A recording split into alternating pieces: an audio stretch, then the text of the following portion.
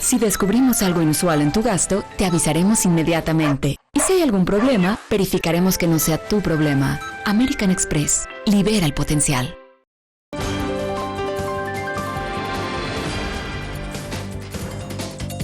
Esta noche tendremos también el tema fundamental de la beatificación de Juan Pablo II. Hablaremos de ello, hablaremos de documentos del Vaticano que han sido revelados desde México en este fin de semana por 3 medios relevantes en nuestro país, la revista Proceso, la publicación La Jornada y el diario Reforma, que han dado a conocer informaciones relevantes de un conjunto de informaciones que se encuentran en el Vaticano, los archivos secretos del Vaticano, que empiezan a dejar de ser secretos y de los cuales también ha tenido acceso CNN. Por lo tanto, hablaremos de ello después de la pausa. Hemos invitado a los 3 mexicanos que son poseedores ahora de esta información de enorme importancia y que nos remite precisamente a la discusión de cuánta información ha tenido el Vaticano a lo largo de décadas, precisamente de las conductas delictivas de Marcial Maciel, el fundador de los Legionarios de Cristo,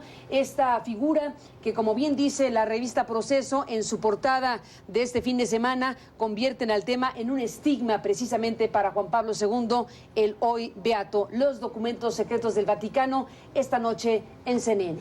Estos 4 medios que desde México hemos obtenido informaciones que ustedes han proporcionado, bueno, pues tenemos este conjunto, digamos, de este enlistamiento de los temas, es el resumen de los documentos que ustedes tienen en su poder y efectivamente, como dices, Alberto Atié, estamos hablando de 212 documentos que están contenidos en este, que es uno de los archivos del Vaticano. Fernando, ¿qué relevancia tiene esto y qué es lo que se ha empezado a conocer a partir de lo que publicaron los 3 medios de comunicación impresos este fin de semana? Bueno, la relevancia que tiene es darse una idea de 3 cosas. Uno, del personaje que fue Marcial Maciel y cómo empieza a fluir la información desde 1944 y ya en el 48 se dan las primeras características de personalidad de Maciel. Pero también se puede ver la relación de Maciel con su institución, la relación estructural con su institución que no se puede despegar. Y tercero, el tipo de relaciones para que pudiera prosperar Marcial Maciel que hizo con gentes de las altas esferas vaticanas. Es decir, son documentos que nos muestran en 3 niveles la situación, la personalidad de Maciel, el personaje de Maciel, su articulación con la Legión y la articulación con personajes del Vaticano y más allá que permiten solo pensar el caso Maciel en una relación sistémica y que permiten a su vez ver cómo de 1948 al 64 ya tenemos una información suficientemente contundente para saber quién era Maciel, qué relación había con la Legión y qué complicidades hubo en el Vaticano y de qué información estaba dotado el Vaticano si quisiera simplemente haber abierto ese archivo que estaba a su disposición. Que ahora se conoce con estas publicaciones de este fin de semana en particular y lo que vamos a presentar también en CNN en estas horas. José Barba, lo que hoy se está dando a conocer, que ya en su momento había referido, no con los documentos ahora ya en su mano, sino con la revisión que hiciste en su momento, Fernando, de parte de estas informaciones sobre el caso de los legionarios y Maciel, ¿esto qué trascendencia tiene respecto a la propia beatificación? ¿Pone en duda la conveniencia de la beatificación? ¿Cuestiona seriamente la decisión de Benedicto XVI de beatificar a Juan Pablo II teniendo esto en los archivos del Vaticano? ¿Ese es el eje del asunto? Yo lo puedo percibir de diferentes maneras y quiero decir desde luego que puede uno sonar como aguafiestas si en contra de la opinión de tantos miles, quizá millones de personas que están a favor de la beatificación, uno sale como voz disidente. Esto no parece políticamente correcto y desde luego muchas personas podrían tomarlo como algo de muy mal gusto. Sin embargo, hay un hecho importante. El Papa actual, el Papa Ratzinger, dijo el año pasado a un periodista alemán que él no sabía nada, sino hasta aproximadamente el año 2000, que no tenía información.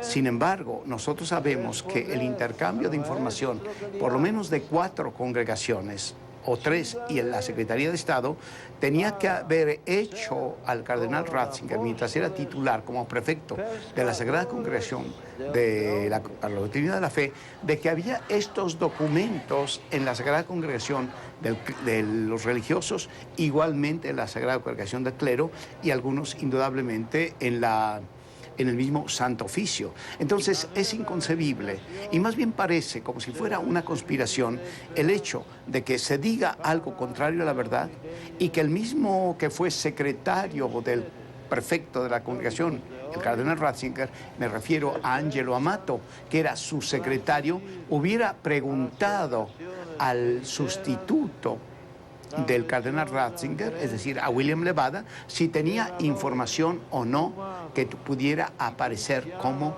responsabilidad de conocimiento por parte del Papa Juan Pablo II. Llama la atención que el que sabía toda la información le preguntara al que tenía menos razón de saberla si existía alguna información. Entonces todo esto deja muy mal sabor de boca y una confusión y hasta un verdadero dolor para la gente que se preocupa de estas cosas. ¿Qué tipo de cosas están contenidas, Alberto Atié, en estos documentos en específico? Hemos hablado de lo que publicó Proceso, de lo que publicó Reforma, de lo que publicó Jornada. Publican cosas diferentes, algunas compartidas, pero otras diferentes. ¿Puedes describir el tipo de informaciones que están en estos documentos que empiezan a conocerse? Con mucho gusto, Carmen. Comenzando. Déjame pedirle aquí a nuestros amigos de Atlanta en producción que si nos van presentando, porque tenemos muchas imágenes de los propios documentos, si nos presentan las portadas de los medios que estamos refiriendo y que nuestra conversación vaya acompañada de las imágenes correspondientes. Si nos vas describiendo, por favor. Con mucho gusto, Carmen. Lo primero que consideramos muy importante es que los primeros documentos provienen de México. Hay un documento de 1962 proveniente del Papa Juan XXIII que obliga a un procedimiento en el cual cualquier persona que haya sido denunciada por lo que se llama la solicitud del cómplice debe hacerse una investigación inmediata de todo lo que se pueda saber en torno a él en cualquier archivo que se encuentre. El primer archivo originario y fuente de Roma es el archivo de la Arquidiócesis de México. Y en la Arquidiócesis de México encontramos una carta dirigida a la Sagrada Congregación para los religiosos de parte de Monseñor Méndez Arceo, obispo de Cuernavaca. En segundo lugar, una carta también dirigida a la congregación del arzobispo de México, Miguel Darío Miranda. Una carta también dirigida a la congregación del padre Lemercier, que era sacerdote benedictino y abad del monasterio en Cuernavaca, que a su vez citan y hacen referencia a dos grandes documentos internos de la congregación, uno del padre Ferreira y otro del secretario particular, el padre Maciel, que durante muchos años estuvo cerca de él y tuvo precisamente conocimiento directo de su comportamiento. Entonces, esta primera parte fundamental de documentos nos muestran, primero que nada, un Maciel abusador de menores. El cardenal después, en ese momento arzobispo Miranda, menciona ya el caso de 10 miembros de la congregación que habían sido abusados, los cuales después mentirán en el momento en que se hace la visita apostólica. Y aquí José podrá describirnos. Es el caso tuyo, José. Es el caso de en efecto, que a ti tocó vivir como con el joven padre niño. Anastasio Ballesteros del Santísimo Rosario, que fue el que me investigó a mí, en dos ocasiones. ¿Tú mentiste? Yo mentí y mentí la primera vez y desgraciadamente mentí la segunda vez. Pero es que estábamos adoctrinados para que protegiéramos la figura de Marcial Maciel sobre la idea de que los que iban a investigar estaban en contra de la Legión. Exacto, Carmen. La segunda cosa va en esta perspectiva. La carta de Monseñor Darío Miranda dice explícitamente que hay que tener mucho cuidado con el padre Maciel porque es una persona no solo capaz de mentir y de hacerse valer de relaciones para neutralizar, sino es capaz de forzar a sus alumnos, a sus discípulos, a cometer actos de mentiras. Es decir, se le conoce ya a un Maciel abusador de menores, a un Maciel que crea un modelo de dominación total de sus muchachos, abusando de ellos, manipulándolos con los sacramentos, los confesaba, los enviaba a comulgar y a su vez los enseñaba a mentir delante de la Santa Sede, delante de quienes representaban al Papa para saber qué es lo que estaba pasando. ¿Ves? Y por último, sus relaciones de influencia comprando cardenales. Esto está en estos documentos perfectamente delimitado y determinado. El hecho histórico es la beatificación de Juan Pablo II. Con toda esta información que ustedes ahora están compartiendo de esta manera, uno se pregunta, Fernando, y vamos a la pausa, brevísimo si te parece, uno se pregunta si para beatificar a Juan Pablo se tuvo que revisar el caso Maciel.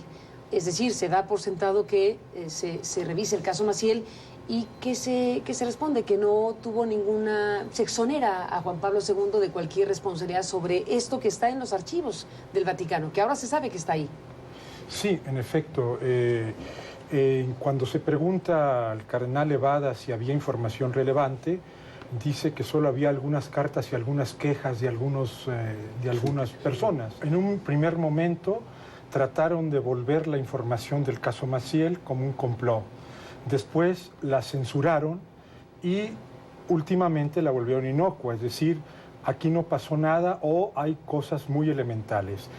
El hecho es que si hubieran revisado esta serie de documentos, van a encontrar mínimo dos cosas fundamentales. Que hubo una suspensión de Marcial Maciel en el 56, donde se le acusa de muchas cosas, que ya lo dijo Alberto, y en 1962, cuando hay un suceso en San Sebastián donde lo atrapan por drogas, el jefe de la policía, y Marcial Maciel tiene que ir con el obispo de San Sebastián, él promete ir a una clínica a curarse y ofrece mordida 70,000 duros al jefe de la policía y al farmacéutico por si hay multas.